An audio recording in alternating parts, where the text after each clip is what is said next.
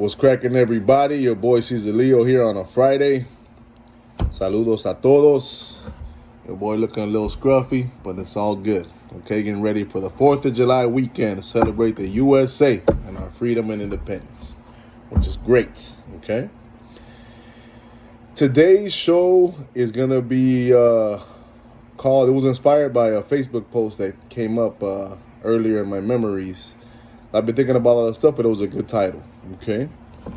It is going to be called, today's unpopular opinion is have an open mind with a filter. Okay. Have an open mind, but have a filter on it. Okay. To filter out all the bullshit. Because there's a lot of bullshit out there. Okay. And you have to have an open mind to accept many ideas, but not every idea is a good idea. Okay, we all forget that part about it. Okay, there's two parts to that. Okay, you need to have a filter to filter out the bullshit. Okay, we're presented a lot of ideas, and then people just don't think about it as much as they should. I think so. I want to bring up some points for you to think about. Okay.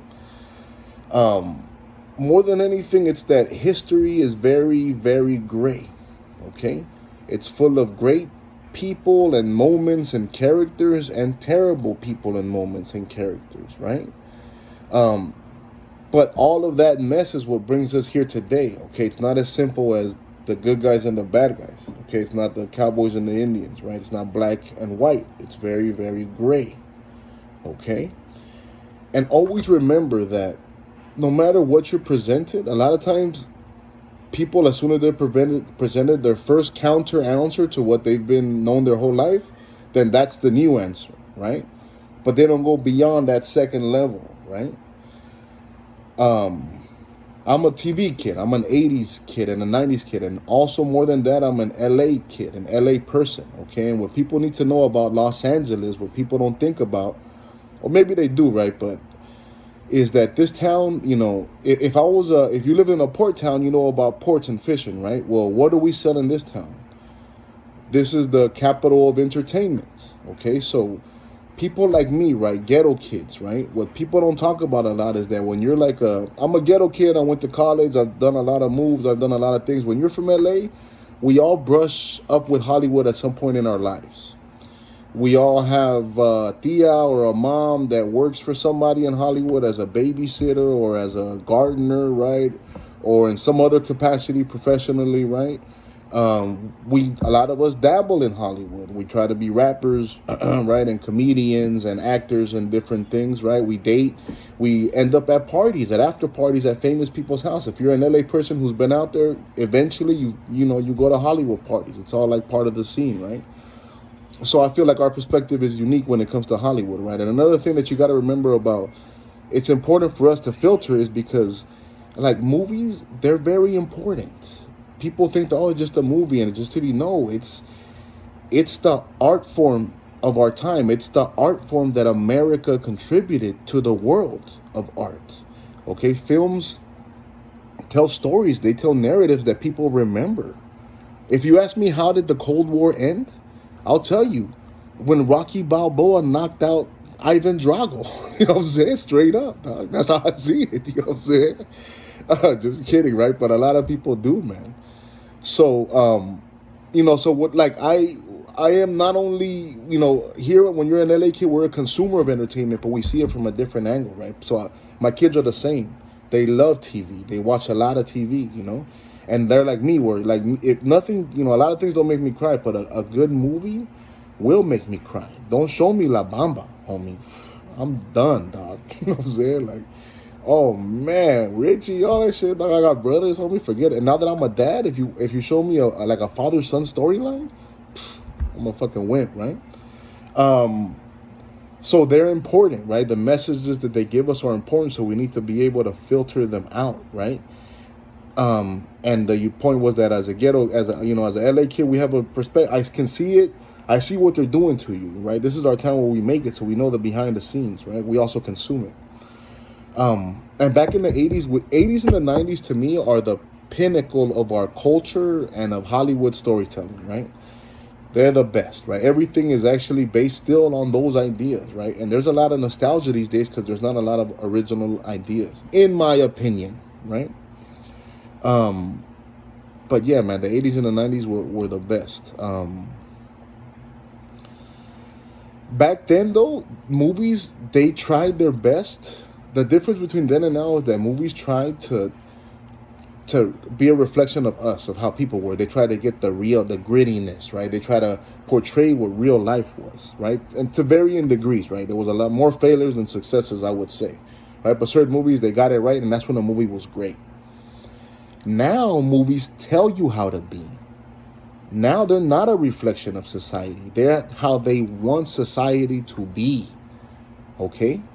That's the giant difference. They don't know how to write characters these days because every character fits into a slot of this identity politics that everybody's supposed to get, right? And to me, that's what's offensive to me. To me, that's pandering. Like, I don't want you to give me Hispanic Batman. You know what I'm saying? That's offensive to me intellectually. You know what I'm saying? That's looking at me as less than you're giving me instead of me creating something. I don't want you to give me anything. I want to compete for it and win. And if I don't win, guess what? I don't deserve it. You know what I'm saying? Have an open mind, right? But have a filter, right? Why are we presented so many ideas? Like, does anybody, like, I'm the kind of person that, like, I went to the doctor recently, right? And it's just weird to me, the questions that they ask me. I feel like certain things are a business. Like I feel like it's just weird how autism came out of nowhere 5 years ago, and it's just like everywhere. Now everybody thinks they have autism, right? Or depression, right? Depression is a giant industry. I go to the doctor and they ask me if I'm depressed. They ask me if my wife hits me. What kind of stupid shit is that? What are they pushing? Why the medical field is just like any other field. It's about money, okay? Think about it. Why? Why do I have to take all this medicine? Who's selling me this? Why? Another idea about this is shame, right? We live in a society now where nobody ever wants to feel shame. But shame is necessary, right? If you believe in God or if you believe in science, it's there for a reason, right? If between all the monkeys and the gorillas, if you're not the gorilla, if you don't get no bananas, you don't get no gorillas. And it makes you a little bit ashamed and it makes you step up your game, right? We can't eliminate it. Everything is not okay all the time, okay? There is room for shame. Shame makes you better. We can't swim in shame, right? But there's space for it, okay? Don't let it just be eliminated. They hide everything with this idea of don't be mean and equality and don't feel pain, but we need a little bit of it, okay? Back to the point of the TVs and the movies, though, is that, remember, they're always selling you something. What I tell my kids is, the point was that they're always selling you something. They're either selling you an idea or a product, okay? You can tell by what product they sell you by the commercials, right? Older men, if the audience is men, you're going to see testosterone and products, right, and dick pills, you know what I'm saying? Because nobody has testosterone these days because we've been feminized, right? But that's another conversation, right? If you see if you see a movie about murder mysteries, it's going to be all products for women, right? Because women love that shit, right? So I tell my kids, they're always selling you something, a product or an idea, so have your eyes open to it. As long as you know that, it's all good, right? Accept some ideas, don't accept others. If they're not selling you a product, they're selling you a concept, and it's just weird what they sell you. Pay attention to it. Have an open mind, but have a filter to the zeitgeist that is happening to us, okay?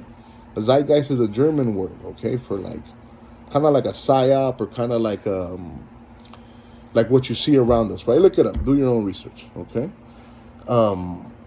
Like a lot of ideas we think are unique, right? Like in my generation, people read Howard Zinn and Real History of the United States, right? And that's the first thing that was presented to them that counters what they read in history class, and now that's the new truth. Is it though?